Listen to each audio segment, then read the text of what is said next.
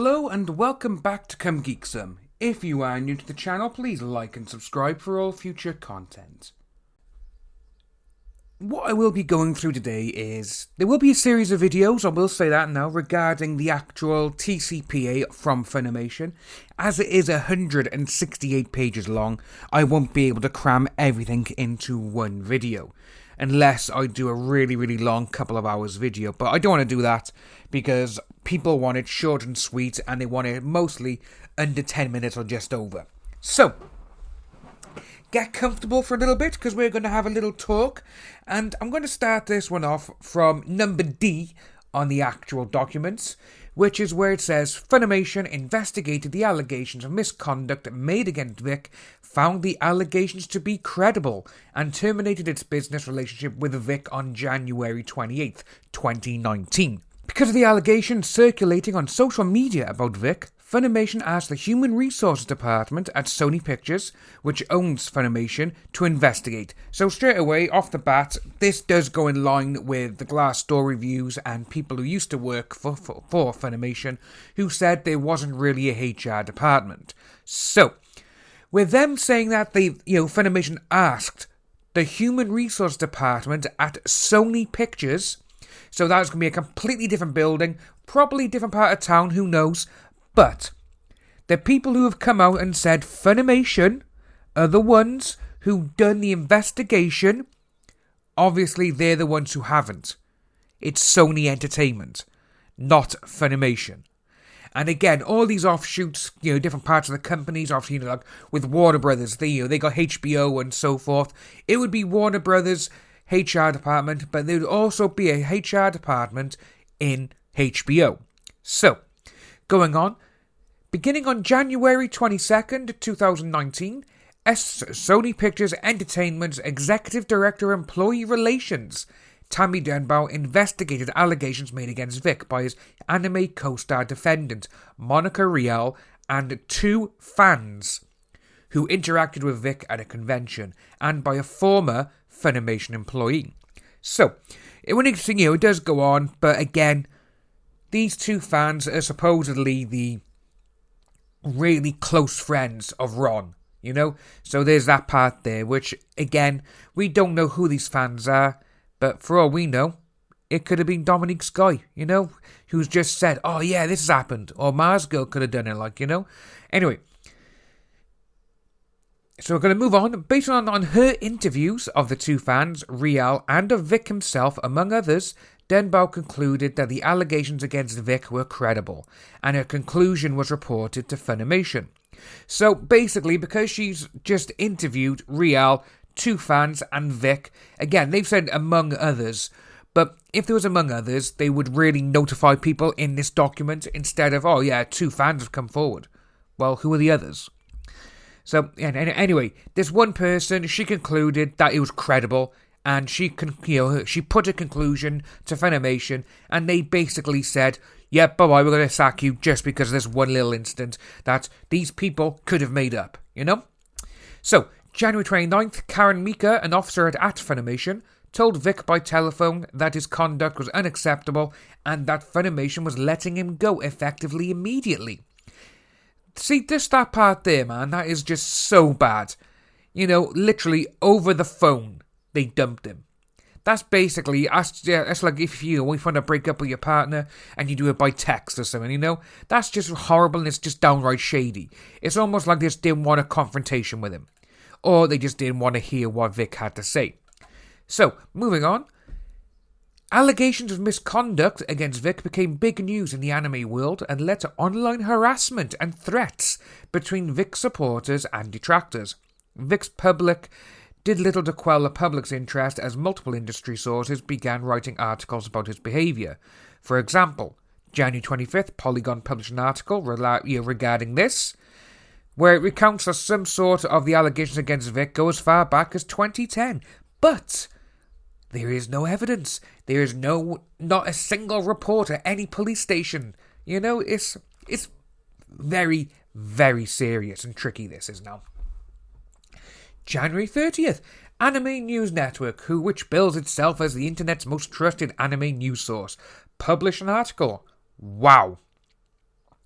So these people are literally, they're believing Anime News Network, Polygon, and a few other places like the, IO9, which we all know straight away these people are against nearly everyone. If you haven't got the same opinion as them, they will try and hunt you down and destroy your platform. We've seen this being happened. Anime News Network, they've been filing false DCMAs on YouTube against people who go against them. So you can't really take them for their word. February 4th, production company Rooster Teeth contacted Anime News Network to issue the statement, effective today, Vic Mignogna is no longer a part of the cast of RWBY, and Rooster Teeth is ending all associations with Vic. So, again, straight away, thus Funimation was not the only company to end its relationship with Vic in early 2019. As the comments to these and other articles referenced below, the allegations against Vic caused social media warfare among anime fans. Defendants Monica Rial, Jamie Marchi, and Ron Toye had their own social media confrontations with Vic's supporters.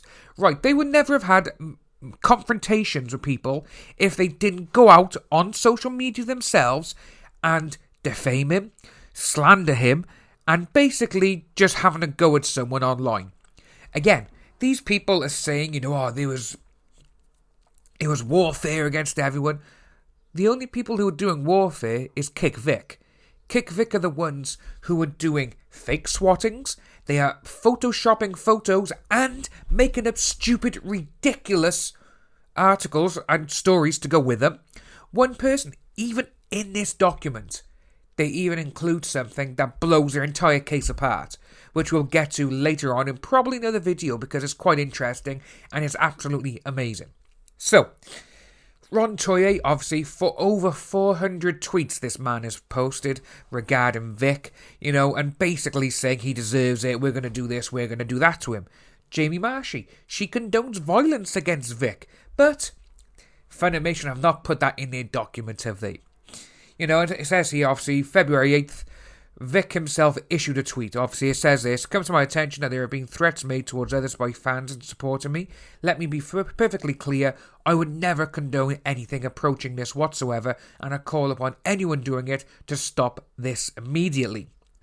It's kind of funny because Vic has put that out, which everyone was like, yeah, this is true, but Kick Vic continue to do it. They keep hounding everyone. They keep having a go at the customers of Funimation, and Funimation, they've just basically gone, yeah, whatever, we don't care. Funimation has lost so many customers due to this incident, because the people they employ, Jamie Marchi, Monica Rial, and so forth, Chris Sabat, and all these assholes, these people are having a go at the people who buy the product from Funimation. These are the ones who fund Funimation. But these people, DC Douglas as well, he's going out of his way just to have a go at people. Funimation, you need to sort yourself out. Moving on. Vic's effort to admonish his fans had little effect, and the social media warfare continued. Yes, because Kick Vic keep opening their mouth and saying stupid shit. On February 11th, 2019, Funimation published a truthful statement about its decision. Everyone wanted to give you an update on this Vic Mignogna situation following an investigation. Funimation recast Vic Mignogna in Season 2. Funimation will not be engaging Vic in future productions. In response to the continued heated back and forth among anime fans about Vic, Funimation included the following sentence with his tweet about recasting. Part of our core mission is to celebrate the diversity of the anime community and to share our love for this genre and to support its positive impact on all. We do not condone any kind of harassment or threatening behaviour being directed at anyone. So they've gone out and they actually put this tweet out there, but they're allowing their own voice actors, the people who they hire, slander and just literally abuse anyone who says just a normal question. Funimation needs to actually curb this now with the people they hire, because what they're doing is absolutely disgusting. Funimation nowhere stated or implied in any of its tweets that Vic had engaged in any harassment or intimidation or otherwise. For his part, Vic did not deny that his behaviour made people feel uncomfortable. But with that though, Vic actually went out of his way And he actually even said himself that what was going on, he made, a hug, a kiss or whatever, he thought that's what people wanted, People who like, who love their voice actors or whatever, if they can hug their hero, they're gonna do it, But with Funimation, say, I've only just gone by here now, we're gonna end the video in a moment, but I absolutely love that in this document, a little further on, they literally throw Monica, Ron, Jamie, and anyone else who's not employed properly by Funimation, so not independent contractors as they call the voice actors. They're throwing anyone and everyone under the bus who is not employed by Sony. Which is very interesting because I can see Monica and everyone else now probably being sacked from it, or or being terminated, as they said about Vic, in the next couple of months. I'm going to end the video right by here now, so we will have a few more videos over the next couple of days regarding this document. As I said, it's 168 pages long. So if you are new to the channel, please like and subscribe, hit that notification bell for future updates, and I'll see you lovely people soon.